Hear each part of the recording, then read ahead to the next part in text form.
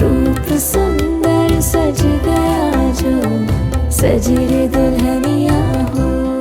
प्रत्येक नकला करायची सुरुवात आहे ना ती शाळेतल्या मास्तरांपासून होते.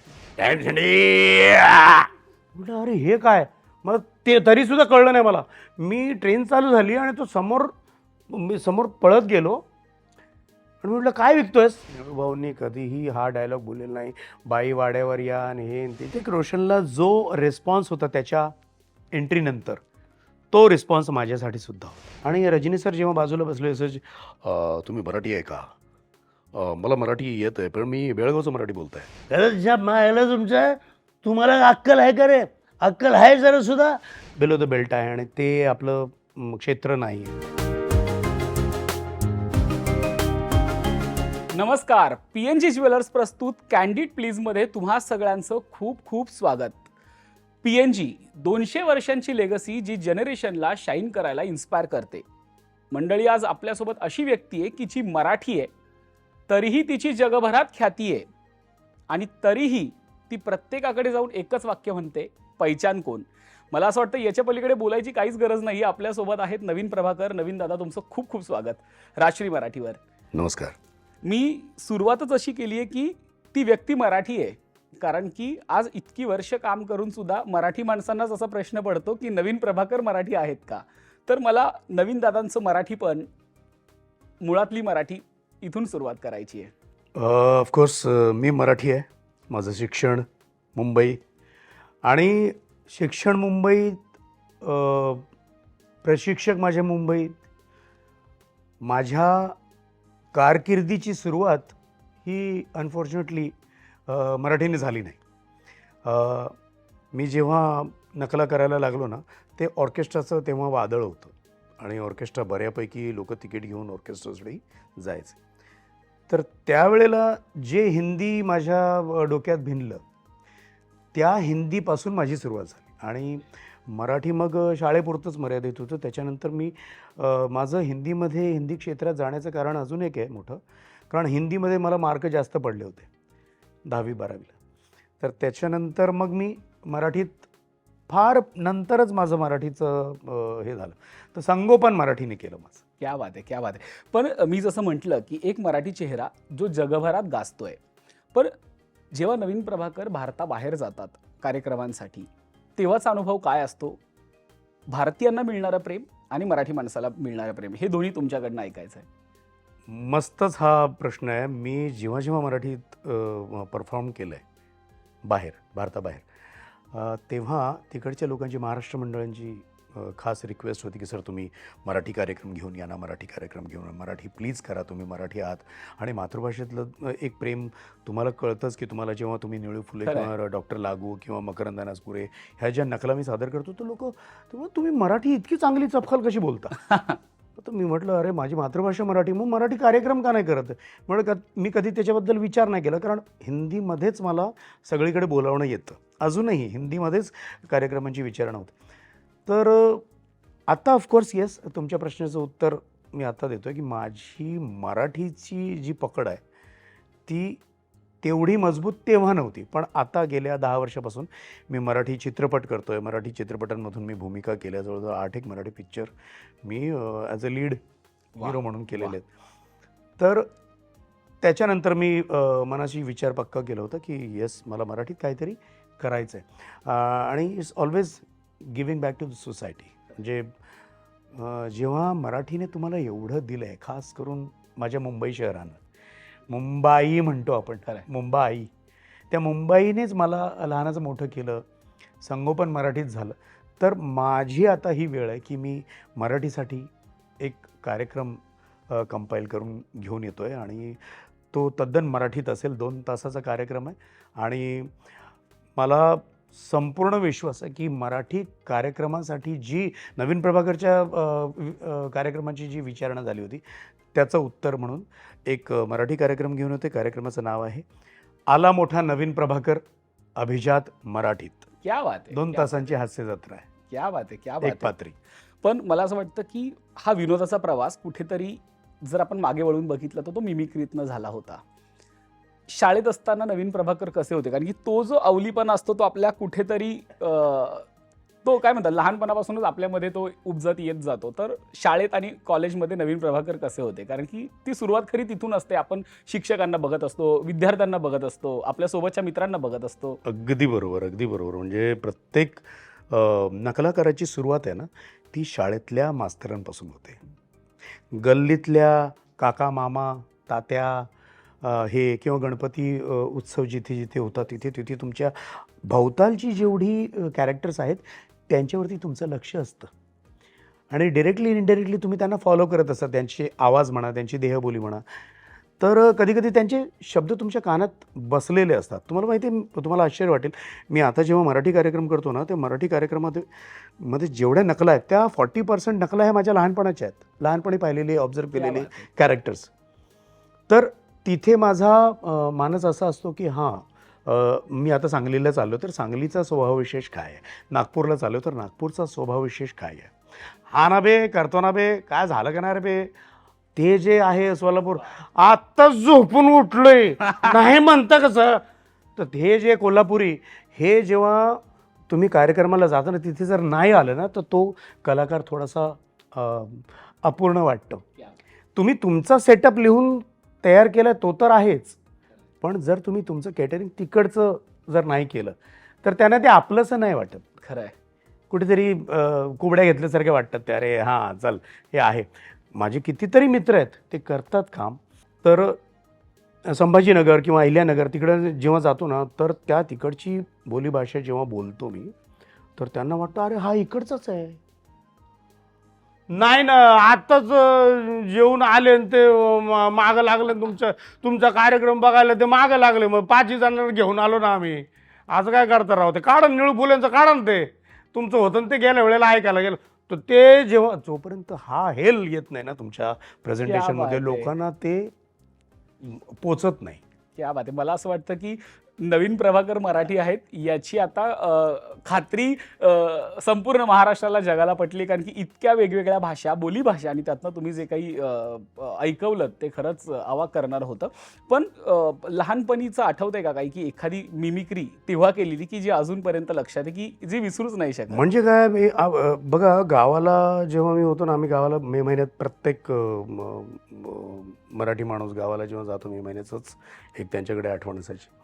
आमची पण अशी आठवण, घरामध्ये जवळजवळ 20-25 आमचे 6 काका, 2 आत्या, म्हणजे त्यावेळेला काय व्हॉट्सअप वगैरे नव्हते त्याच्यामुळे तर असे तुमचे घर भरलेलं असायचं. घरातच एंटरटेनमेंट होतं. घरात एंटरटेनमेंट होतं.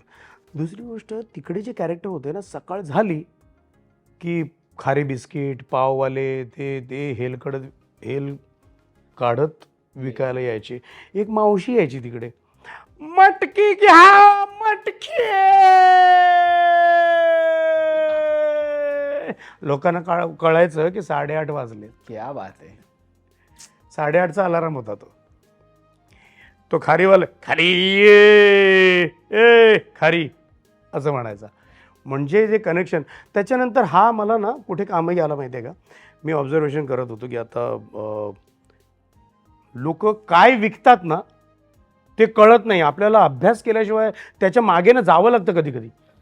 तर आम्ही एकदा अहमदाबादवरून मुंबईला येत होतो आणि सकाळी काहीतरी 5:30चा वेळ असेल.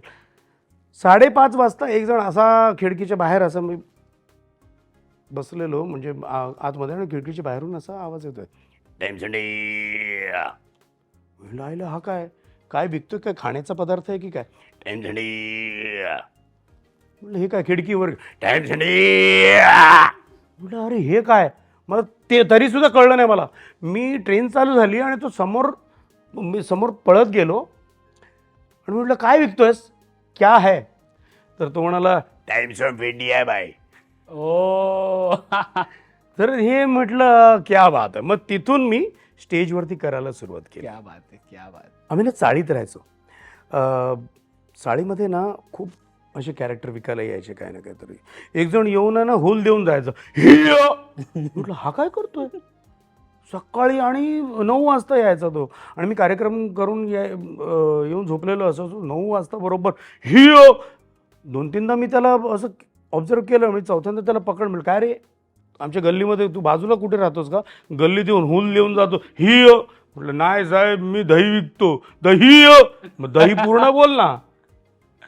एक जण शिंकून जायचा, छिया! मग मी कळलं मला की तो मच्छी विकत यु नो. तर अशा सगळ्या ज्या कॅरेक्टर्सला ऑब्झर्व करून जेव्हा तुम्ही काढताना, आणि भरपूर आहे स्टेजवरती जेव्हा आम्ही करतो, तर हा संपूर्ण आयटम 10 मिनिटाचा आहे. रूप सुंदर सज गया जो सजी रे दुल्हनिया हो. मला असं वाटतं की आपल्या अवतीभोवतीची माणसंच हे सगळं आपल्याला देऊन जातात, शिकवत जातात. गावाचा उल्लेख झालाय. मला असं वाटतं की काही वर्षापूर्वी कदाचित ते गाव कुणाला माहिती नसतं, हो. पण आज त्या गावाची ओळखही जागतिक पातळीवर म्हणता येईल. तर मला असं वाटतं की गावाचा उल्लेख व्हायला हवा इकडे. मी माझं गाव करमाळा, आणि माझ्या करमाळ्या गावचा मी पहिला सेलिब्रिटी आहे. आमच्या गावचे सेलिब्रिटी आत्ता नागराज मंजुळे आहेत. मला वाटतं दीप्ती देवी, शी इज ऑल्सो फ्रॉम करमाळा. आणि मी अजूनही नाळ गावाशी जोडलेली आहे. मी प्रत्येक महिन्याला जातो, आमची आई असते तिकडे, आणि फार बरं वाटतं तिकडे गेल्यानंतर. ते देवळं, ते बारव, ते झाडं, यु नो, लहानपणापासून आम्ही ते बघत आलो आहे. तर करमाळा हे गाव मी कधीही विसरू शकत नाही. आणि मला वाटतं आता तर सैराट गावामुळे, सैराट फिल्ममुळे करमाळा गाव हे जागतिक पटलावरती ओळखलं जातं. आलेलं आहे. अगदीच. खूप छान गप्पा सुरू आहेत. पण मला असं वाटतं की आज नवीन प्रभाकर या शोमध्ये आहेत, पण त्याच्या मागचा एक खूप मोठा प्रवास आहे, खूप मोठा संघर्ष आहे, जो सोपा नव्हता. एका मराठी मुलाला एका मोठ्या कॉमेडी शोमध्ये जाणं. तर आपण तिथे येऊया. हा कॉमेडी शो कसा मिळाला, कशी झाली सुरुवात, आणि काय म्हणतात की टेलिव्हिजन. मला वाटतं आता 20 वर्षाचा काळ लोटला आहे. लोकांना अजूनही वाटतं की अरे 10-12 वर्षापूर्वी किंवा 8-10 वर्षापूर्वी हे झालं असं. खरं आहे. पण त्याच्या अगोदर, जसं मी अगोदर उल्लेख केला की मी ना शाळेतून जेव्हा 11वीत आलो ना, तर 11वीत माझी पहिली टूर झाली. मी नैरोबीला गेलो, मला बोलावणं आलं. कारण मी 10वीमध्ये असताना निळू फुले, गणपत पाटील, धरमजी, संजीव कुमार असे जवळजवळ 25-30 आवाज काढत होतो. 25-30 आवाज काढणं म्हणजे तुम्ही अर्धा तासाचा तुमचा सेट झाला. आणि मिमिक्री ह्या गोष्टीला त्यावेळेला खूप लोक प्रेम करायचे. अजूनही मिमिक्री म्हटलं की लोक लक्ष देऊन ऐकतात. सो तेव्हा मी अर्धा तास करायचो, आणि अर्धा तास करता ना माझ्या कॉलेजच्या सिंगिंग कॉम्पिटिशनच्या वेळेला मी असाच एक सेट केला की अमुक लोक हे ह्या फिल्मचे डायलॉग बोलतील तर कसे बोलतील, आणि ते लोकांच्या लक्षात राहिलं. माझ्या शाळेतल्या मुलांनीच, कॉलेजच्या मधल्या मुलांनीच मला सांगितलं आमच्याकडे गणपतीचा उत्सव असतो, तुम्ही याल का वगैरे वगैरे. त्यांनी तिकडे बोलवलं, मी तिथे परफॉर्म केलं. त्याच्यानंतर तिकडे ऑर्केस्ट्राची लोकं होती, त्यांनी मला पाहिलं, त्यांनी संपूर्ण सेटअप ऐकून म्हटलं तू प्रोफेशनली करतो का? म्हटलं हो म्हणाला काय जातं, हो, अरे तू खूप छान करतोस. मग त्यांनी अमुक ठिकाणी माझे रेफरन्स दिले, आणि त्याच्यानंतर मी 6 महिन्यामध्ये बाबलाजी, कल्याणजी आनंदजीचे भाऊ, म्युझिक डायरेक्टर बाबलाजी, त्यांच्याकडे मी कामाला लागलो. वा. आणि त्याच्यानंतर मी टूर सुरू झाले माझे. म्हणजे 11वीमध्ये मी बऱ्यापैकी प्रोफेशनल झालो होतो, आणि मला कमाईची चिंता नव्हती. तोपर्यंत मी सेल्समन हे ते भरपूर, म्हणजे प्रत्येक कलाकार जसा स्ट्रगल करतो तशी माझीही स्ट्रगल भरपूर होती. आणि त्यावेळेला वाटलं नव्हतं की ह्याला स्ट्रगल म्हणतात.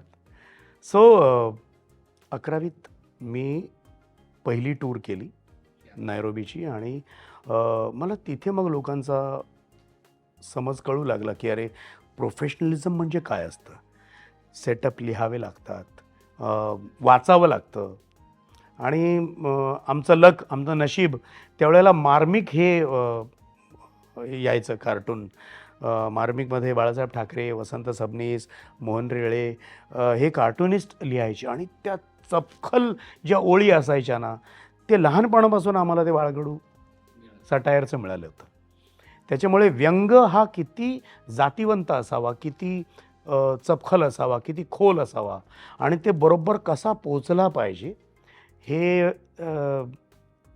सन्माननीय हिंदू हृदय सम्राट बाळासाहेब ठाकरे यांच्यामुळे मला वाटतं ते शक्य झालं की ते ती सवय लागली चांगलं वाचायची, चांगलं लेखायची, चांगलंच कसं आपण वाचू शकतो. आणि मार्मिक किंवा एक आवाज म्हणून एक हे यायचं दिवाळी अंक आवाज, त्याच्यामध्ये भरपूर रेखाटनं असायची अशी. तर ह्या अभ्यासामुळे मी ह्याच्याकडे प्रोफेशनकडे ओढला गेलो. आणि मग मला वाटतं मिमिक्री आणि नकला, मराठीमध्ये नकला म्हणतात, मिमिक्री ही त्याच्यापेक्षा खूप मोठी आहे. हे एक खूप प्रभावी प्रोफेशन आहे आत्ताच्या काळात. AI जसं आपण बघतोय की AIने सगळं काही करू शकतो, आपण AI करू शकतो आणि भरपूर काही होत आहेत प्रयोग. मला असं वाटतं की इमोशन्स आहेत ना, ते AI देऊ नाही शकत. इमोशन्स हे कुठचंही यंत्र जेव्हा द्यायला लागेल तेव्हा मला वाटतं फक्त मानव निर्मितीच उरली असेल यंत्राद्वारे, मग तो कळस असेल मला वाटतं. तर ही एक खूप गमतीशीर कला आहे, खूप डीप नॉलेज असलेला माणूस आणि त्याच्यामध्ये समाज प्रबोधन, समाजासाठी आपण काहीतरी देणं लागतो ही भावना असावी. त्याच्यामुळे तुमची मिमिक्री किंवा नकला तुमच्या नेहमी रिच होऊ शकते. अगदी मगाशी तुम्ही एक खूप सुंदर उल्लेख केला की विनोद आणि व्यंग हे जातीवंत कसं असावं हे आम्ही शिकलो. पण खरंच आत्ता असं वाटतंय का की जातीवंत व्यंग उरलंय, किंवा जातीवंत व्यंगाविषयी काय वाटतं? ते आत्ताच्या म्हणजे 20 वर्षापूर्वीचा काळ वेगळा होता, आत्ताचा निश्चित वेगळा आहे. तर त्या जातीवंतपणाला कुठे धक्का लागलाय का? मला असं वाटतं की एखाद्या कलाकारापेक्षा ना कला मोठी असते आणि कला तेव्हाच समृद्ध होते जेव्हा कला सादर करणारा ती जबाबदारी स्वीकारून प्रेक्षकांसाठी तो परफॉर्म करतो. सब्जेक्ट काय आहे, विषय काय आहे, ऑडियन्स कोणती आहे. तुमच्यासमोर जर आदिवासी ऑडियन्स असेल तर त्यांच्यासमोर तू कोणत्या नकला करणार? तुम्ही ते गाव आलं आहे की 25,000 लोक आली आहे तुम्हाला ऐकायला, अरे कोणता कलाकार आहे, कोणता कलाकार आहे, तिथे अजून काही आमच्या महाराष्ट्रातले गावं अशी आहेत जिथे मोबाईल नाही, तुम्ही त्यांना कसं एंटरटेनमेंट करणार? तिथे हा शब्द येतो की जातीवंत कला तुमच्याकडे जर असली ना, आणि त्या जातीवंतेचा आशय असा आहे की जर तुम्ही ट्रेडिशनल गोष्टी तुमच्या लक्षात आहेत त्यांच्या, आता लग्न, मंगलाष्टिका, त्या मंगलाष्टिका ह्या प्रत्येक गावात, खेडोपाड्यात, प्रत्येक जातीत, धर्मात हे त्यांच्या रूढींप्रमाणे मंगलाष्टिका म्हटलं जातं. तर मला असं वाटतं ह्या जर गोष्टी तुमच्या गाठीशी असतील ना तर काही अवघड नाही आहे. येस, मला असं वाटतं की आपण मगाशी टेलिव्हिजनपर्यंत आलो होतो, तिथे येणारच आहोत. पण मला असं वाटतं की मगासपासून खूपदा निळूभाऊंचा उल्लेख झाला आणि मला असं वाटतं की त्यांचा आवाज आपल्यासाठी इतका समृद्ध आपल्याला करणार आहे, त्या आवाजाने खूप काही दिलं आहे आपल्याला. तर मला असं वाटतं की त्या आवाजाची झलक घेऊन मग आपण टेलिव्हिजनकडे जाऊया. मला ना फार कौतुक आहे ह्या गोष्टीचं. माझं करिअर म्हणजे मी शाळेमध्ये असताना भुजंग नावाचा चित्रपट पाहिलेला आणि त्या भुजंग चित्रपटाने माझ्यावर एवढा तो पगडा आहे त्या आवाजाचा, त्या व्यक्तिमत्वाचा. आणि निळूभाऊंनी तो जो परफॉर्मन्स दिला आहे तो कालातीत आहे. तो आवाज असा आहे, मी जेव्हा स्टेजवरती आता जेव्हा कार्यक्रम सादर करत असतो तेव्हा ये रे ये रे पावसा तुला देतो पैसा, हा एक ही ओळ सर्वांना माहिती आहे मराठी ऑडियन्सला.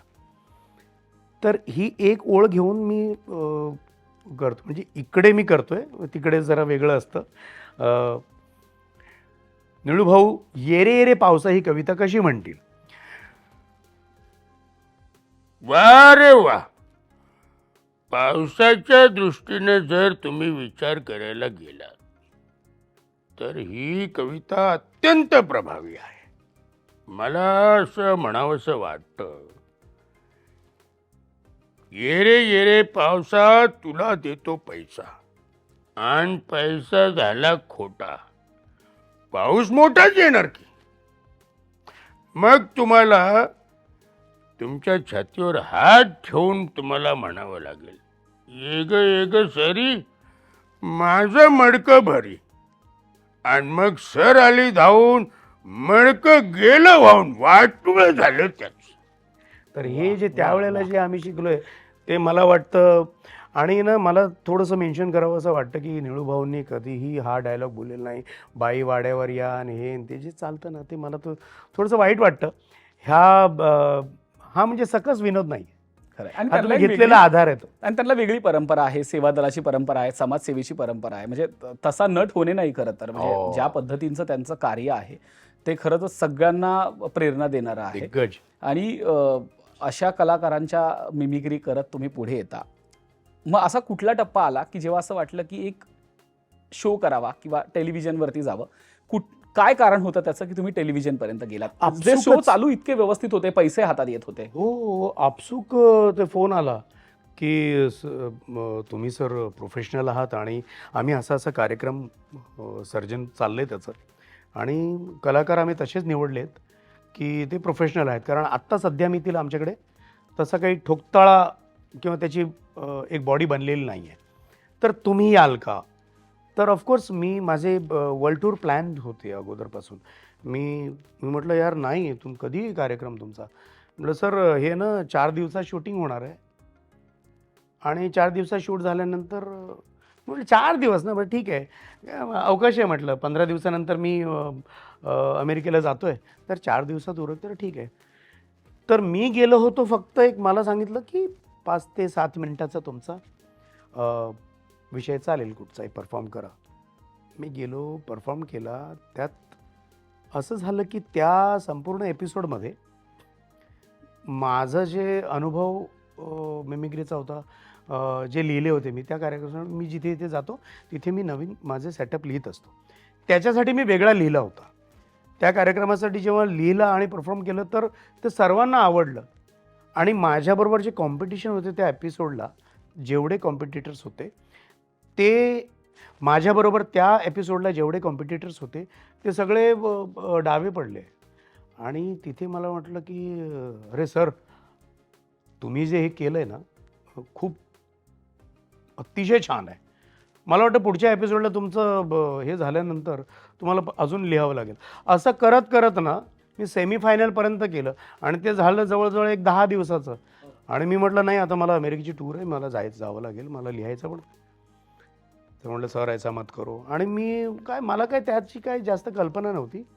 मी गेलो आणि जे पहचान कोणचं जे हे आहे, झालं असं की मला तिकडच्या डायरेक्टरने सांगितलं की अरे सर तुम्ही जे केलं आहे ना ते अतिशय चांगलं आहे. बाकीच्या जेवढ्यांनी केलं आहे त्यांचं मटेरियल मला कापावं लागेल. तुम्ही जेवढं केलं आहे ना ते आम्ही ऑलरेडी दुसऱ्या एका कार्यक्रमात दाखवलं. ते आता कॉम्पिटिशन राऊंडमध्ये मला असं काहीतरी द्या 4-5 मिनिटाचं जे मला दाखवता येईल. आणि मी नेहमी करंट टॉपिक जो चाललं आहे ना त्याच्यावरच लिहायचो.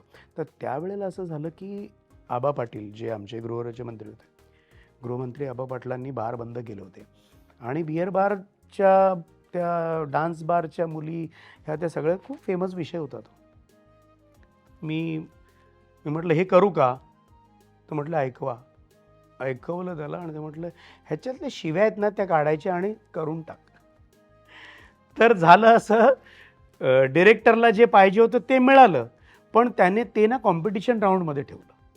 आणि कॉम्पिटिशन राऊंडमध्ये माझे त्याच्याहीपेक्षा चांगले होते, पण त्याने तो विषय करंट असल्यामुळे ते ठेवलं. आणि बाकीचं परत जे 15 मिनिटाचं होतं ते काढून दुसऱ्या एपिसोडमध्ये बुधवारी एक असंच एक यायचं त्या कार्यक्रमात. आणि मी ते रेकॉर्डिंग करून अमेरिकेला गेलो. तुम्हाला सांगू ते गेल्यानंतर कधी इकडे टेलिकास्ट झालं काय झालं मला अजिबात कल्पना नाही. पण मला अमेरिकेत फोन यायला लागले की अरे सर तिकडे गुजराती लोक, मराठी लोक, अरे सर तुम्ही इकडे आहात आणि तुम्ही काय तुम्हाला माहिती आहे का काय झालं आहे मुंबईमध्ये, काय महाराष्ट्रात झालं आहे, तुम्ही हिरो झाला, तुम्ही इकडे असं वगैरे. मी म्हटलं अरे काय अचानक झालं. आणि मग त्यांनी मला सांगितलं की सर बहुत फेमस हो गया है, बहुत लोग आपके लिए पागल हो रहे हैं, वेडे पिसे झालेत लोक. मी म्हटलं अरे एवढं काय, मला तारीफ ऐकायची सवय होती पण एवढी नव्हती की. आणि लोक मिठ्या मारणं काय आणि लोक ऑटोग्राफ देणं, अमेरिकेत ऑटोग्राफ देणं सुरू झालं होतं. क्या बात आहे, क्या बात आहे. सो त्याच्यानंतर मी इकडे आल्यानंतर मला असं वाटलं की अरे माय गॉड, हे एवढं. आणि मी ते डोळ्याने बघितलं, कारण मी झाल्यानंतर 1 महिन्यानंतर आलो इकडे मी. आणि इकडे आल्यानंतर तर मीडियाने मला जवळजवळ 2 वर्ष सोडलं नाही. क्या बात आहे. पण मला असं वाटतं की ज्या पैचान कोणमुळे इतकी प्रसिद्धी मिळाली, इतकं यश मिळालं, त्याचा एखादा नमुना बघायला आवडेल. हा त्याचा नमुना असा आहे याच्यामध्ये, तर हा स्वतःच इटसेल्फचा नमुना. बारगल, म्हणजे मला जेव्हा जावेद अख्तर जेव्हा फ्लाईटमध्ये भेटले तेव्हा सांगितले, यार तुम्हारे बार गल में मुझे पेन नजर आता है. म्हटलं बापरे, हा दिग्गज माणूस एवढा ते म्हणजे त्यांनी कसं बघितलं त्याला. मुझे उसमें पेन नजर आता है. मी म्हटलं ओके. पण मी जे सादर करत होतो ना ते लोकांना एवढं अपील करत होतं त्यावेळेला, ते सब्जेक्ट विषय तसा होता त्याच्यामुळे. आणि मी हा विषय, हे कॅरेक्टर, लोखंडवाला म्हणून एक जागा आहे मुंबईमध्ये. त्या मुंबईमध्ये त्यावेळेला मोबाईल असूनही लोक PCOवरती जाऊनच ते 1 रुपयाची Yes, yes, असे yes. लाल डब्बा. ठोकळे घ्यायचे आणि लाल डब्यावरती जाऊन. पण ह्या बार डान्सर ज्या असायच्या ना, त्यांना ते प्रायव्हसी त्यांची मेंटेन करायची लागायची. तर त्या एक PCOच्या 4x4चा एक PCO असायचा काचेचा, तर आतमध्ये जाऊन त्या बोलायच्या. सो ॲट दॅट टाईम मला पण असं होतं की म्हणजे मी अफोर्ड करू शकत नव्हतो. 16 रुपये इन्कमिंग, 16 रुपये आउटगोईंग असायचा मोबाईलचा. बापरे. आणि मी एकमेव कॉमेडियन, स्टँडअप कॉमेडियन असा होतो की माझ्याकडे मोबाईल होता. हे पहिचान कोणच्या अगोदर सांगतो आहे मी, ते कॅरेक्टर ऑब्झर्व कसं झालं ते सांगतो. तर त्याच्यामध्ये ती मुलगी आतमध्ये होती, मी बाहेरून नॉक केलं आणि तिने असं लुक दिलं. म्हणजे लुक असं दिलं तर मला वाटलं अजून काहीतरी बोलायचं असेल. झाले ना 3 मिनिटं, परत नॉक केला. तिने ना थोडासा असा वर ठेवला तो फोन आणि दरवाजा खोलला आणि मग काय, अभी 15 मिनट बाकी है, ये देखा. बोले ये क्या है, ये अभी 25 सिक्के हैं. 25 त्रिक 75 मिनट. बोलो मुझे 1 मिनट का प्रॉमिस, 1 ही मिनट बोलेगे ना, 1 मिनट. हेलो जानू, एक आइटम आयल है, वो ना अभी 1-2 मिनट ही है, उसको फ़ोन करने के, बहुत टाइम से बेचारा खड़ा है, उसको देती हूँ ना. क्या फोन दे रही है उसको बात करने के लिए, नाटक मत कर, समझे ना. Shut up. हाँ नो, कमी नाही ना, असं म्हणून तिने ठेवला फोन. क्या बात. जा कल्ले.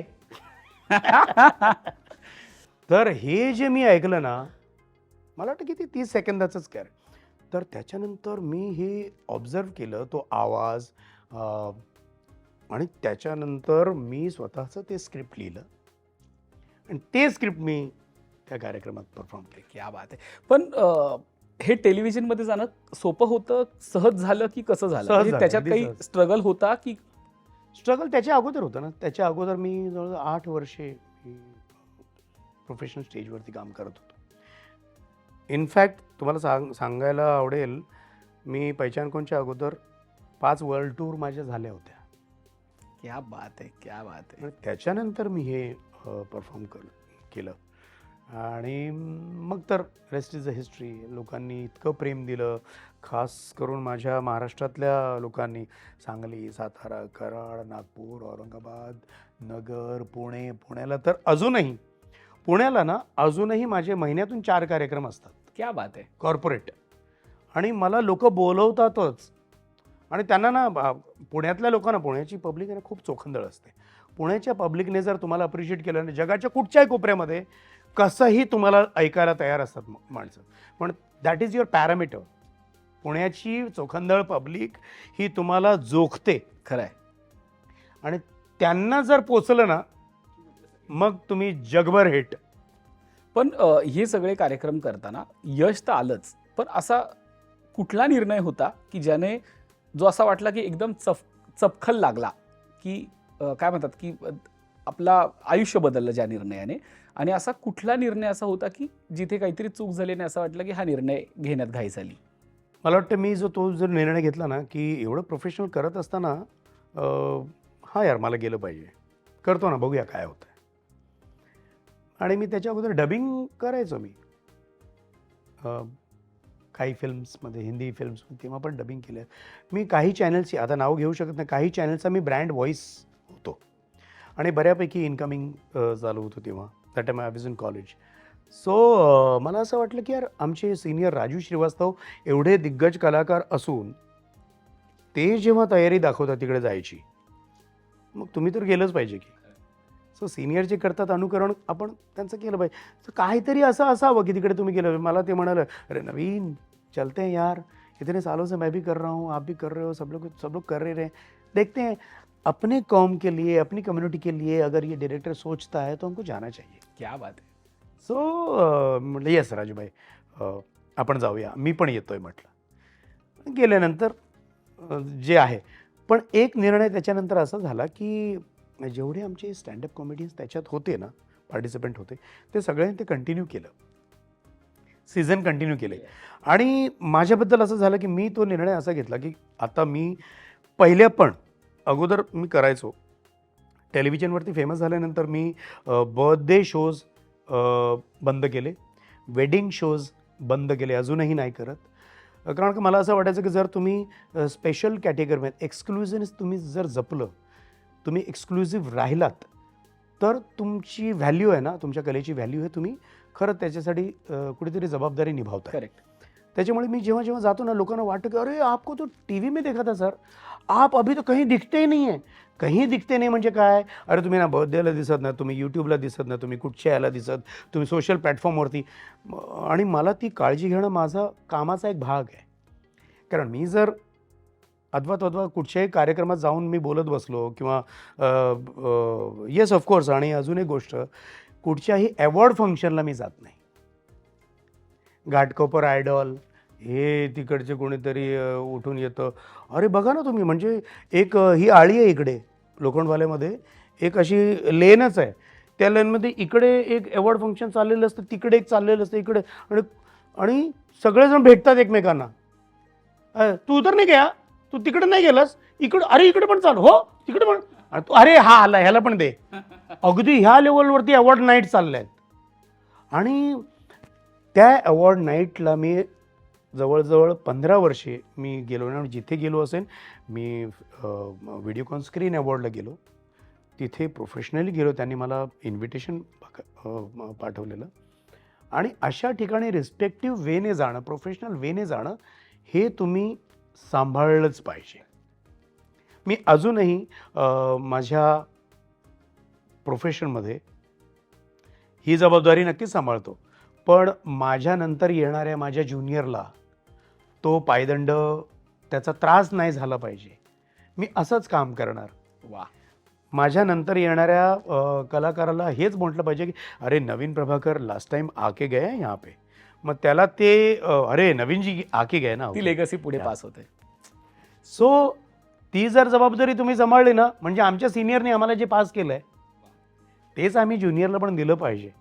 ही तुमच्या मागे कौतुकाची थाप नेहमी आमचे, आता मी नाव घ्यायला काही हरकत नाही, जॉनी लिव्हर साहेब आहेत किंवा आमचा जिमी मोझेस आहे, किंवा हे जे आमचे कलाकार आहेत ना, हे आम्ही एकमेकांशी असे हाताला हात धरून आम्ही चाललेलो आहोत आणि खूप आम्हाला गर्व आहे त्या गोष्टीचा. क्या बात आहे, क्या येस बात आहे. Yes yes. मला असं वाटतं की हा मापदंड फार गरजेचा आहे, कारण की यश मिळाल्यानंतर काय करावं आणि काय करू नये हे सुद्धा कळायला हवं. आणि ते त्याच्याविषयी इतकं छान बोललात. तीच एक गोष्ट आहे की मी आता सांगता राहिलो, मी ना कार्यक्रमाचा तो एक भाग मी पुढे कंटिन्यू नाही केला. मी टेलिव्हिजनवरती कुठे नाही राहिलो, कुठे आलो नाही, येत नाही. आणि येस, मला जेव्हा आता लाईव्ह कार्यक्रमामध्ये जेव्हा मला बघतात, ऐकतात लोक, ते म्हणतात माय गॉड आप ये करते हो. कारण 2.5 तासाचा हिंदी कार्यक्रम मी करतो एक पात्री, मराठीमध्ये 2 तास मराठी करतोय. तर ते लोकांना पैचान कोण हे कधीच, माझे आता मी जवळजवळ 12 वर्ष झाली, पैचान कोण हा एकच भाग लोकांना माहिती आहे. त्याच्या व्यतिरिक्त जे काय 2.5 तास करतो ना मी, ते लोक म्हणतात बाप रे, दिस इज बियॉन्ड बिलीफ नवीनजी. नकला म्हणा, गाणी म्हणा, पॉलिटिकल सटायर म्हणा, किंवा जेवढे नेते मंडळी आहेत जे मला बोलवतात, उत्तर प्रदेश म्हणा, मध्य प्रदेश म्हणा, महाराष्ट्रात म्हणा, सगळ्यांनी मला भरभरून प्रेम दिलेलं आहे. तर मी टेलिव्हिजनवरती ते कंटिन्यू नाही केलं आणि त्याचं मला कौतुक आहे आणि मला त्याचं एक फायदासुद्धा भरमसाठ होतो आहे. क्या बात आहे, क्या बात. तुम्ही राजूजींचा उल्लेख केला. तुमच्या पिढीला खूप असे दिग्गज कॉमेडियन होते की ज्यांचं व्यंग हे जातीवंत होतं. त्यांच्यासोबत राहताना म्हणजे असं दोष नाही देते, पण ते प्रत्येक पिढीला असतंच ना, की इन्सिक्युरिटी असते किंवा थोडंसं दडपण असतं. तर तसं त्या लोकांसोबत राहताना त्या स्पर्धा तेव्हा तेवढी होती, माध्यमं कमी होती. त्या स्पर्धेविषयी आणि ती इन्सिक्युरिटी कधी जाणवली का? किंवा तेव्हा स्पर्धा कशी असायची तुमच्यामध्ये? कारण की सुनील पाल होते त्यावेळीस, खूप मोठी फळी होती त्यावेळी. तुम्हाला सांगू, फक्त आणि फक्त आपल्या मराठी बाज ज्यांच्याकडे आहे, मराठीमध्ये शिकलेली जी नकलाकार आहेत, जेवढी नकलाकार मंडळी आहेत, आणि हिंदीमध्ये फरक हा भाषेचाच आहे फक्त. आणि फक्त भाषा ही जर तुम्ही बघितली की बाबा हा मराठी आहे, तो हिंदी आहे, तो तिकडे तो करतोय, इकडे करतोय, पण मुंबईमध्येच सगळे तयार झालेले, ह्या पिचवरती खेळूनच तयार झाले. त्याच्यामुळे प्रत्येकाचं ऑब्झर्वेशन, इंडस्ट्रीमध्ये तेवढे स्टार आहेत, तेच तुम्ही ऑब्झर्व करताय. तुम्ही ऑब्झर्व काय करताय, नकला कोणाच्या करताय. तुम्हाला सांगायला खूप अभिमान आहे मला की 12 नकलाकारांच्या बरोबर, प्रोफेशनल नकलाकारांबरोबर राहून मी सगळ्यात शेवटी एंट्री घेऊन मी वन्स मोर घेतलेला कलाकार, आणि सगळ्यांचं प्रेम मला आजही तेवढंच मिळतं. क्या बात आहे. त्यावेळेला प्रोफेशनल होतेच की राजू श्रीवास्तव, एहसान गुरेजी किंवा आपला सुनील पाल आहे, भगवंत मान आज पंजाबचा CM आहे. CM आहे. तर ते सगळे आमचे कॉम्पिटिटर होते आणि ते त्याच्या क्षेत्रात, भगवंत मान यांच्या क्षेत्रामधले ते पंजाबचे रिनाऊंड स्टँडअप कॉमेडियन होते. तो आमच्या कार्यक्रमात यायच्या अगोदर त्या माणसाने जवळजवळ 15 वर्षे कॅनडा, अमेरिका, लंडन याच्याशिवाय कार्यक्रमच केले नव्हते. क्या बात आहे. इतका तो जबरदस्त कलाकार आहे. पण त्यांच्याबरोबर जेव्हा आम्ही उभं राहिलो ना त्या प्लॅटफॉर्म नंतर, आमचे जवळजवळ 30-40 कार्यक्रम आम्ही एकत्र केले एंटायर इंडियामध्ये, संपूर्ण भारतात. भारताच्या बाहेरही जाणं, भारताच्या बाहेरही गेलो आम्ही, आणि तिथे आम्ही 5 ते 6 कलाकार एकत्र, पण प्रत्येकाचा विषय वेगळा, प्रत्येकजण अर्धा तास करतंय. राजू श्रीवास्तव आणि मी, आमचे दोघांचे कार्यक्रम खूप जास्त झाले. येस. कारण राजूभाई एकदा सुसाट सुटले की 2 तास ते थांबायचे नाही. मी त्यावेळेला 2-2.5 तास हिंदीमध्ये करायचो.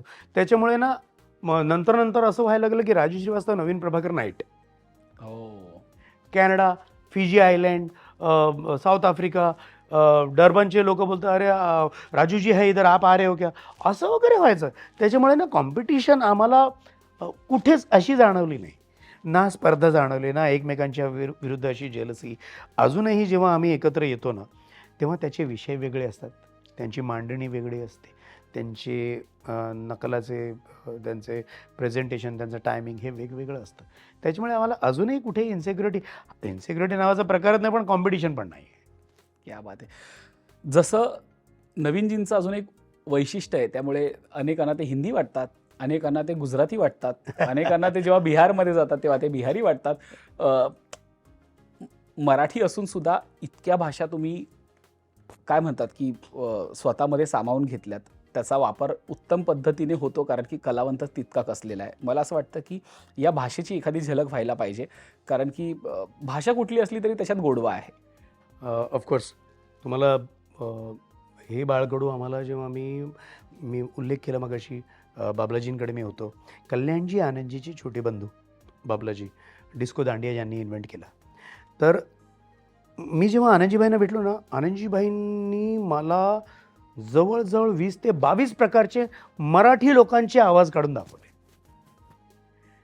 मराठी कॅरेक्टर म्हणजे सदाशिव पेठेतला माणूस जर इथे आमच्या दुकानात जर काय घ्यायला आला, अरे काय म्हणतोस, नाही तिकडे ते पेठे आले होते, त्यांनी मला सर्व सांगितलं, आणि मुळातच ही गोष्ट कशी पोचते माहिती आहे का, ह्या ज्या त्यांनी मला सांगितलं, नवीन ये स्टडी करो आप, जहाँ भी जाओ वहाँ के कैरेक्टर्स, वहाँ के रोड पर निकलो, उनसे बात करो, इनसे बात करो.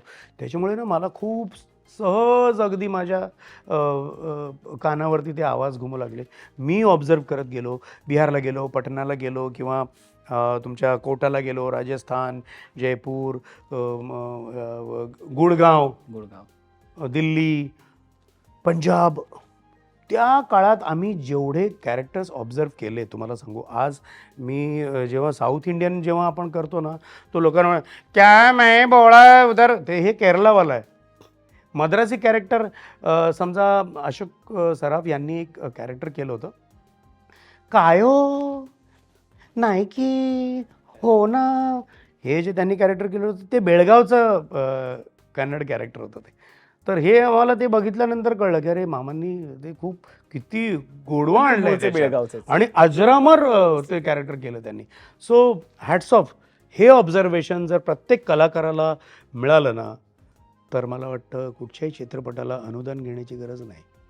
या बात आहे. तेवढेच रिचनेस प्रत्येक कॅरेक्टर देतील अशी मला आशा आहे. बघा, प्रत्येकाचे लिमिटेशन्स असतात. आता हे पण मी या अनुभवाने बोलतो आहे. इतका काळ त्याच्या मागे द्यावा लागला. त्याच्यामुळे मला आत्ता कळतं की अरे हां, इकडे हे कॅरेक्टर आहे, तिकडे ते आहे. लालूजींचा आवाज मी जेव्हा तिकडे गेलो त्यांच्या कार्यक्रम होते, त्यांच्या मुलीच्या लग्नासाठी मला बोलावणं आलं होतं. अरे आपने जो किया है बहुत बढ़िया किया है. यहाँ से कभी आए हो क्या? यहाँ पे कितने कार्यक्रम किए हैं, बहुत बढ़िया करते भाई. और श्रीवास्तव कहाँ है?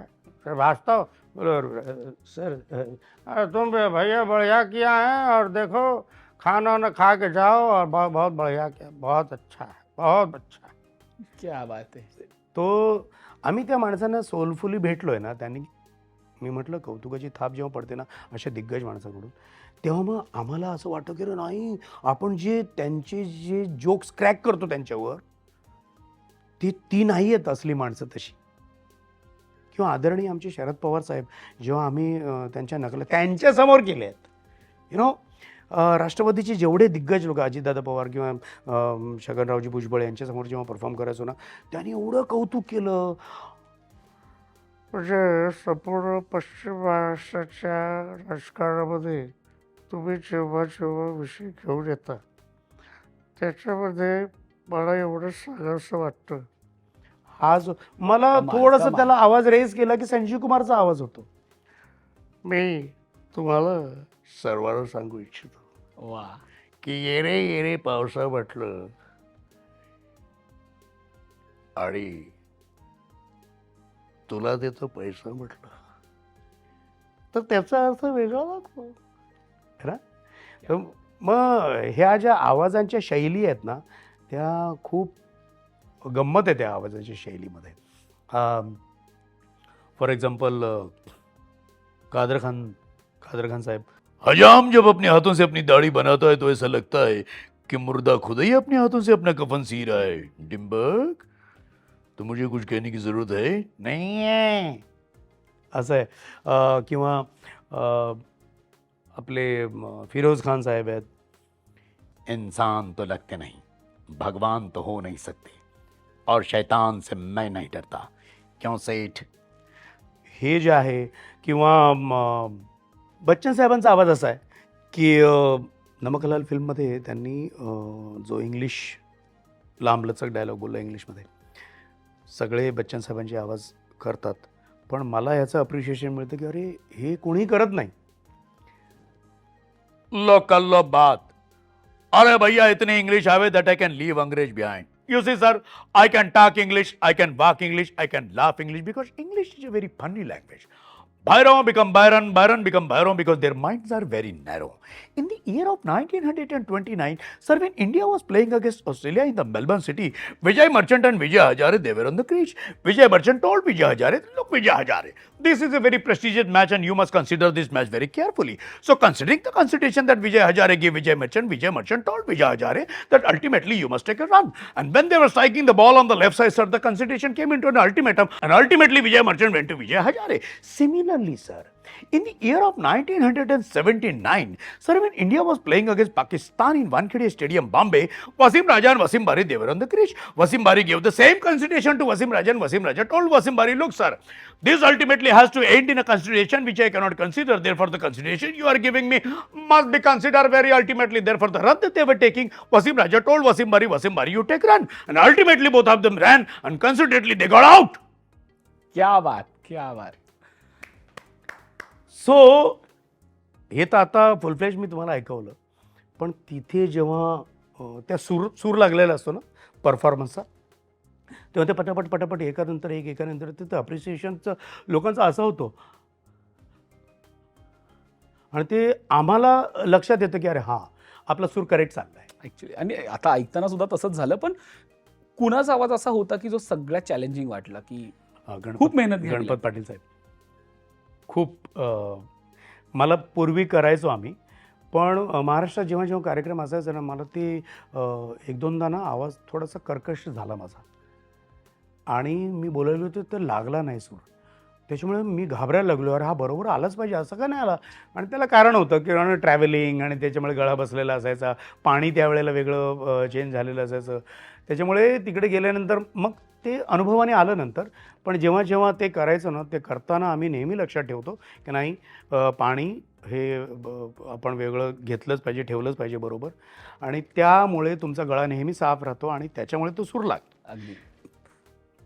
तर गणपत पाटील हे म्हणजे आमचं आराध्य दैवत. मी आराध्य दैवत ह्याच्यासाठी म्हणतो की त्यांनी जे कॅरेक्टर केलं आहे ना ते आज कोणी विचारसुद्धा करू शकत नाही, ज्या परिस्थितीत त्यांनी जे केलं आहे, आणि ते अमर आहे कॅरेक्टर. तमाशातला नाच्या म्हटलं की गणपत पाटील साहेब. आणि त्यावेळी ते करणं हे खरंच हो. सामाजिक दृष्ट्या सुद्धा ते खूप मोठं आव्हान होतं. हो. त्यांनी ते पेललं आणि मला असं वाटतं की तमाशापाटाचा चेहरा त्यांनी बदलला, ते स्वतः त्याची ओळख झाले. तर मला असं वाटतं की आज त्यांच्या आठवणीत काहीतरी ऐकायला मिळालं असतं तर फार बरं झालं असतं. मला आत्ता पण माझा आवाज आहे ना थोडासा असा आहे, हंसा ए हंसा अगं काय करायला लागलीस, बघ की मालक आली आहेत त्यांच्या समोर जरा असं नको राहू बाई, ए उठकी ए हं आत्ता वगैरे जे म्हणायचे ना ते. तर त्यांच्यामुळे मला मराठी सिनेमा बघायची सवय लागली ऑनेस्टली. त्याच्यानंतर मला कळायला लागले अरुण सरनाईक, लीला गांधी, हंसा वाडकर, हंसा वाडकर, जयश्री गडकर मॅम, आणि त्या ज्या ब्लॅक अँड व्हाईट जमान्याच्या पिक्चरमध्ये आम्ही घडत गेलो की अरे क्या बात आहे, हे काय काही वेगळंच आहे. त्याच्यामुळे आम्ही प्रत्येक शनिवारी भक्तिभावानं आम्ही सिनेमा बघायचो. क्या बात आहे. त्यावेळेला मी भुजंग पाहिलेलं. मला असं वाटतं की काय म्हणतात की शाळेपासून सुरू झालेला प्रवास आत्ता सिनेमापर्यंत आलाय. सिनेमाचा आणि तुमचं एक वेगळं कनेक्शन आहे. जेव्हा नवीन प्रभाकरला बॉलिवूडमध्ये ओळख मिळाली, बॉलिवूडचे कलाकार ओळखू लागले, तेव्हा आयुष्यात काय फरक पडला? आणि अशाच जॉनी भाईंसोबत तुम्ही काम केलंय. आपण जॉनी भाईंपासून सुरुवात करूया आणि मग मला असं वाटतं की तुम्ही एक एक कलाकारांनी त्याच्यासोबतचे किस्से सांगितले तर काय म्हणतात की खऱ्या अर्थानं मुलाखत समृद्ध होईल. तुम्हाला एक गोष्ट सांगायला मला आवडेल. जॉनी भाईंबरोबर आहे ना मी कॉलेजमध्येच असताना त्यांच्याबरोबर मुलाखत झाली होती. त्यांच्याबरोबर जेव्हा भेटलो होतो मी समोर गेलो तर म्हटलं अपने अपने अपने अपने कॉम काय आहे, अपने कॉम काय म्हटलं, हां सर मैं मिमिक्री आर्टिस्ट. हां व्हेरी गुड, लगता त्यांच्याबरोबर मग त्यांना सांगलं 2-3 आवाज ऐकून दाखवले. व्हेरी गुड, हे नवीन तुझा हा आवाज एकदम निळूफुल आहे, अरे क्या बात आहे, व्हेरी गुड, व्हेरी नाईस. मग त्याच्यानंतर एवढ्या मोठ्या कलाकाराबरोबर बोलताना तुम्ही त्याची जेव्हा जवळ जाता ना, जवळून माणूस बोलतो आणि त्याची आत्मीयता कळते की या कलेबद्दलची आत्मीयता, कलाकारांसोबतची त्यांची जी नाळ जोडली आहे, तो माणूस प्रत्येक कलाकाराला तेवढंच प्रेम देतो. आजही काही दुखलं खुपलं पोचतो, पर्सनली जाऊन बोलतो, भेटतो, घरी पोचतो आजही. सो तिकडून मला जी दाद मिळाली ना ती खरी दाद. त्याच्यानंतर मग मागे वळून कधी बघितलं नाही मी. मोठमोठे कॉन्सर्ट्स वगैरे, ऋतिक रोशन किंवा ह्यांच्या वर्ल्ड टूर जेव्हा असायच्या 3-3 महिने आम्ही सुपरस्टार्सबरोबर आम्ही राहिलो. तर मला सगळ्यात जास्त माझा समृद्ध अनुभव आहे माझ्या पहिल्या वर्ल्ड टूरचा. माझा वाढदिवस 17 मे आणि ऋतिक रोशनचा पहिला चित्रपट कहो ना प्यार है हे झाला आहे आणि त्याची जी क्रेज होती एंटायर वर्ल्ड त्याने हलवून सोडलं होतं आणि त्याचा जो लुक आणि ती जी एंट्री घ्यायचा आणि तुम्हाला माहिती आहे एवढं सगळं स्टेडियम जवळजवळ 65,000 लोक त्या स्टेडियममध्ये आणि लोक वेडी पिशी त्याला बघायला त्याची एंट्री झाली आणि आग लागली आणि तिथं माझी अनाऊन्समेंट होते कॉमेडियन नवीन कुमार होतं तेव्हा आणि मी येतोय आणि त्याच्यानंतर बू आणि ते किती मला असं डिसहार्टनिंग होतं माझं मॉरलच जाऊन पहिला अनुभव सांगतोय मी पण मी श्वास घेऊन जो सुरू झालो आणि पहिला एक पंच फुटला मी तिकडे लिहून गेलो होतो त्या कार्यक्रमासाठी संपूर्ण तयारीनिशी गेलो होतो आणि जेव्हा माझी 20 मिनिटाची माझी जी एंट्री संपली तर ऋतिक रोशनला जो रिस्पॉन्स होता त्याच्या एंट्रीनंतर तो रिस्पॉन्स माझ्यासाठी सुद्धा होता क्या बात आहे. आणि तो माझा अनुभव मी आजही तो माझ्या कानात तो आवाज घुमतो ऑडियन्सचा तो मी कधी विसरू शकत नाही.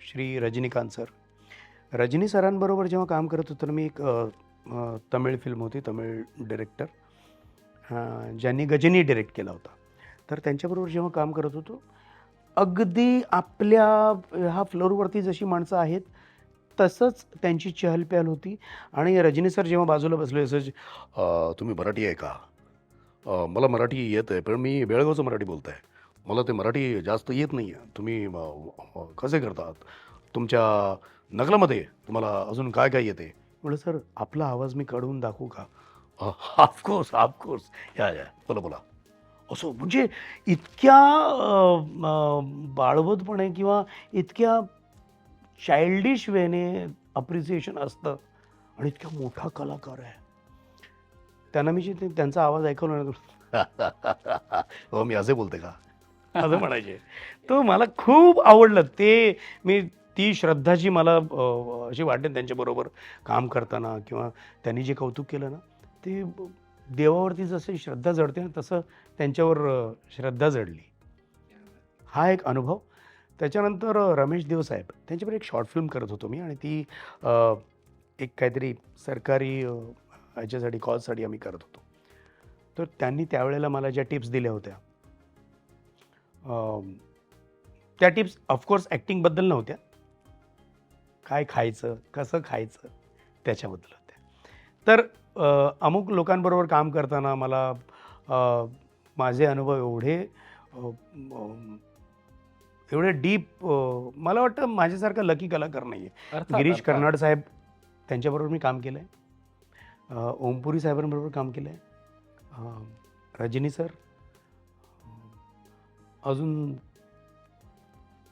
ऑफकोर्स बच्चन साहेबांबरोबर मी कॉन्सर्टमध्ये काम केलं आहे त्यांच्याबरोबर 6 टूर आम्ही बच्चन साहेबांबरोबर केले त्याच्यामुळे तो माणूस कसा आहे किती दिग्गज आहे किती मोठा आहे वाय ही इज बिग बी तेवढं त्यांची उंची तेवढी आहे. माझ्या प्रत्येक कलाकाराबरोबर मी जेव्हा मी काम केलं आहे हिमेशजींबरोबर हिमेश रेशमिया प्लेबॅक सिंगरचा सोनूजींबरोबरचा अनुभव तर नवीन आपने ये जो आवाज़ देखी है आपका ये बहुत अच्छा है very nice I left it आणि मग त्यांच्याबरोबर कार्यक्रम कुमार शानू किंवा उदित नारायण फाल्गुनी पाठक मग मी आणि तुम्हाला सांगू जास्त काही हे नव्हतं 12वी-13वी झाली असेल माझी आणि मग मी रुळलो याच्यात बऱ्यापैकी. त्याच्यानंतर 5-6 वर्षे ऑर्केस्ट्रा वर्ल्ड टूर हे ते करत करत मग हे पहिचान कोण आलं. तर तुमच्या प्रश्नाचं उत्तर हे आहे की सगळ्यात जास्त मला जर प्रेम असेल मला जर कोणी मला दाद दिली असेल तर ती सुरू झाली जॉनीबाईंकडून आणि मग सगळ्यांनी अप्रिसिएशन लेवलवरती हां काही कंजूसी करत नाहीत हिंदीमध्ये कोणी कोणाची जेलस नाही आहे सगळे समृद्ध आहेत इवन इन मराठीसुद्धा म्हणजे मराठीमध्ये चांगले मित्र आहेत आणि खूप चांगलं काम करत आहेत. इनफॅक्ट सागर कारंडे किंवा जे रायटर आहेत त्या कार्यक्रमाचे ते डॉक्टर निलेश साबळे साबळे साहेब आणि चौगुले हे सगळे इतके कमालीचे कलाकार आहेत, इतके कमालीचे की क्या बात आहे. मला असं वाटतं की यार खूप समृद्ध होतोय ना कलाकार. भाऊ कदम हा इतक्या कमालीचा ॲक्टर आहे, इतका सटल कोण करू शकतं यार. आणि मला वाटतं ह्या सगळ्या कलाकारांना ना ती एक टेलिव्हिजन स्क्रीनची किमया त्यांनी साधलेली आहे. त्यांना कळलेलं आहे खरं आहे. की एवढंच केलं तर त्याचा रिस्पॉन्स आता कसा येतो. ते फार गरजेचं आहे. नाहीतर पंच फुटतो बरं का, पण ते पब्लिकपर्यंत पोचत नाही. पण त्याला वेळ लागतो की ऑडियन्सला खेळवून कसं ठेवायचं, लाईव्हमध्ये कसा जाईल, टेलिव्हिजन स्क्रीनवरती कसा जाईल आणि सिनेमाच्या ॲक्टिंगमध्ये हाच जर सेम पंच असला तर तो कसा जाईल. खरं आहे. हे अभ्यासाने येईल. क्या बात आहे. मला असं वाटतं इतक्या मोठ्या सगळ्या कलाकारांसोबत काम करून त्यांच्यासोबत त्यांच्या सहवासातनं जेव्हा आयुष्य समृद्ध होत जातं तेव्हा आपणही काहीतरी देणं लागतं आणि ते तुम्ही देत आलात आत्तापर्यंत. शेवटचा प्रश्न असा आहे की PNG शाईन मुमेंट आयुष्यातलं कुठलं होतं की जेव्हा तुम्हाला असं वाटलं की तो तुमच्या आयुष्यातला शायनिंग मुमेंट आहे? मी जेव्हा कार्यक्रम करत होतो टेलिव्हिजनवरती, माझं लाईव्ह प्रक्षेपण माझे वडील बघत होते घरी बसून आणि आईसुद्धा.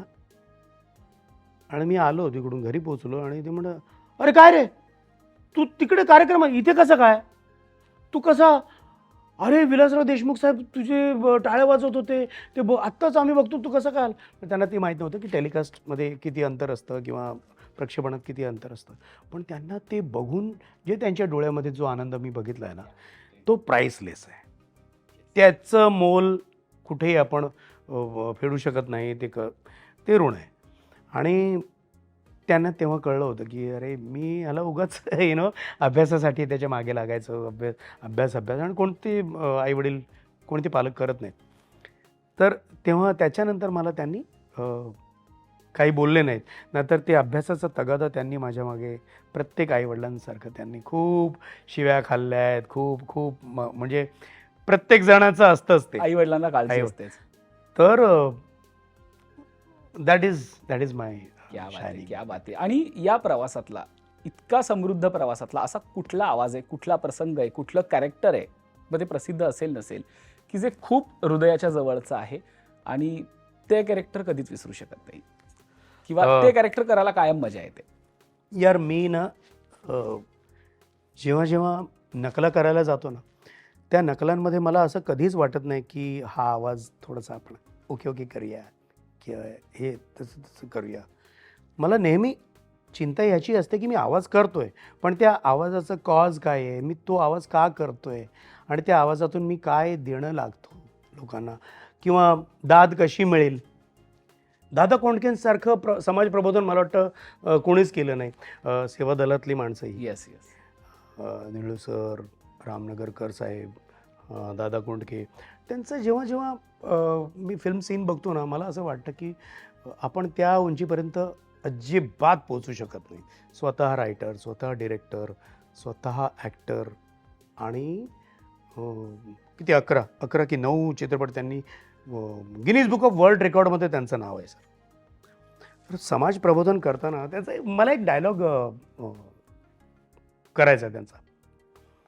खरंच मायला तुमच्या, तुम्हाला अक्कल आहे का रे, अक्कल आहे जरा सुद्धा. अरे 15 वर्ष झाली आपल्या गावामध्ये इलेक्ट्रिक आणि पाणी आहे का, आहे. 5 इलेक्शनं झालीत, 5, पण तुम्ही पाटलाशिवाय दुसऱ्या कोणाला निवडून दिलंय का, दिलंय. अरे लाज वाटते का तुम्हाला. त्या मायला पाटील झालं की त्याचा मुलगा झाला की नातू झालं की पणतू झालं की तिच्या आईला त्याचा मेवणा. तुम्ही द्या मत द्या आणि आणा निवडून त्याला, आणा त्याच्या मायला घराण्याची घराणे आणा आणि तुम्ही लावा स्टॅम्प, मारा स्टॅम्प. विचारा कसा.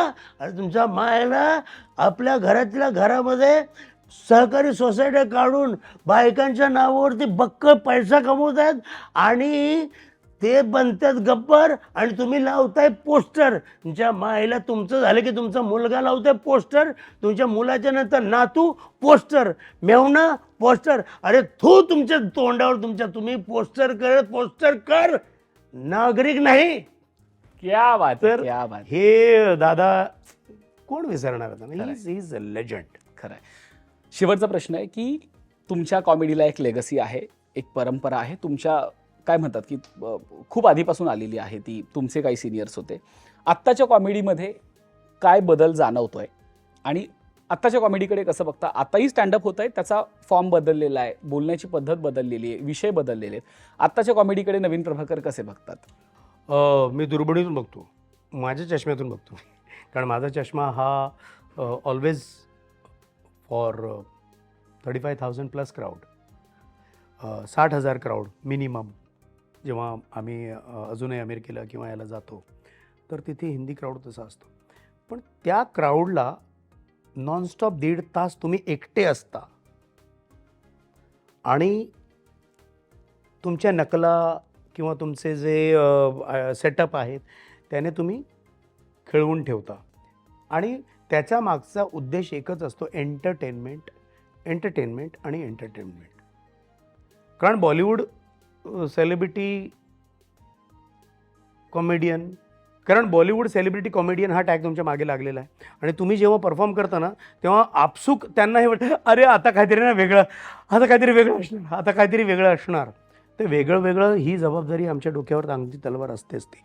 पण आत्ताची जी कलाकार आहेत, माझं म्हणणं ते नाही आहे, एंटरटेनमेंट आहे पण थोडंसं बिलो द बेल्ट आहे आणि ते आपलं क्षेत्र नाही आहे.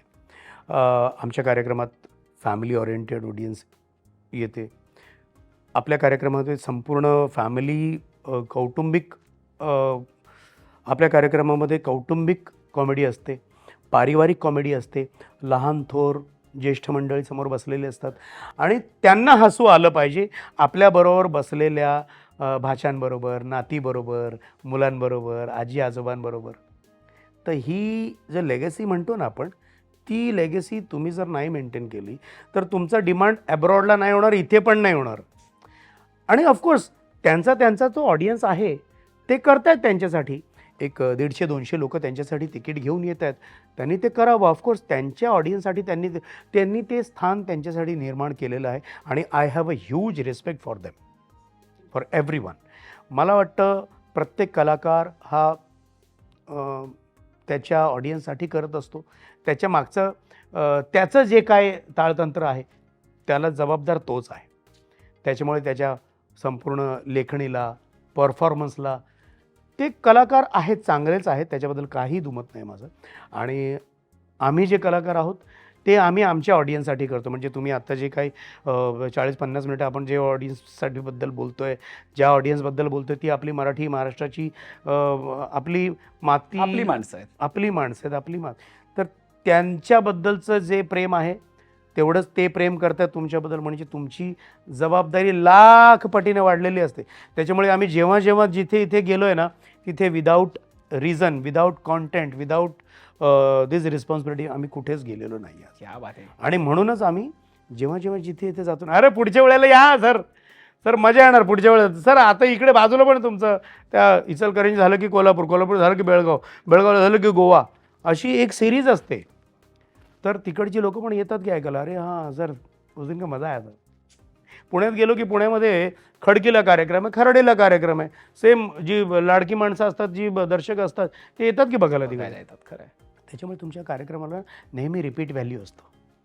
आत्ताच्या OTTवरती बघून लोक जे रिपीट व्हॅल्यू किती असेल मला माहीत नाही. कारण जेवढ्या इझी वेने तुम्हाला मोबाईलवरती तुम्हाला बघायला भेटतं आहे, तर त्या कार्यक्रमाला मला वाटतं किती वेळा ते जाऊ शकतील हे मला थोडंसं चिकित्सेचा विषय आहे. क्या बात आहे. मला असं वाटतं की खऱ्या अर्थाने या कॅन्डिड गप्पा आहेत आणि 25 वर्षांपेक्षा जास्त काळ तुम्ही या क्षेत्रात टिकून आहात, समृद्ध होत आहे. त्याचं एकमेव कारण म्हणजे तुमच्या विनोदाला, तुमच्या व्यंगाला जबाबदारी आहे आणि तुम्ही त्या जबाबदारीनं पोहोचवताय. मला असं वाटतं की सुरुवात ऑर्केस्ट्रामधून झाली होती. या मुलाखतीचा शेवटही माझी विनंती आहे की नवीन प्रभाकरांना जर स्वतःचं आयुष्य एखाद्या गाण्यातनं उलगडायचं असेल तर ते गाणं कुठलं असेल आणि त्याच्या 2 ओळी आणि त्यानंच आजच्या कॅन्डिड गप्पांचा शेवट. हिंदी चालेल का? हो. हिंदीमध्ये खूप छान गाणं आहे. देते ना आप साथ तो मर जाते हम कभी के, पूरे हुए हैं आपसे अरमान जिंदगी के, हम जिंदगी को आपकी, हम जिंदगी को आपकी, हम जिंदगी को आपकी सौगात कहेंगे। तुम दिन को अगर रात कहो रात कहेंगे, हो तुमको जो पसंद वही बात बात करेंगे। कहेंगे। वाह वाह वाह वाह. धन्यवाद सर. खूप खूप धन्यवाद. काय चूक बोल असली तर मी लाईव्ह शोला येऊन माफी मागेन आणि असंच प्रेम असू द्या. धन्यवाद.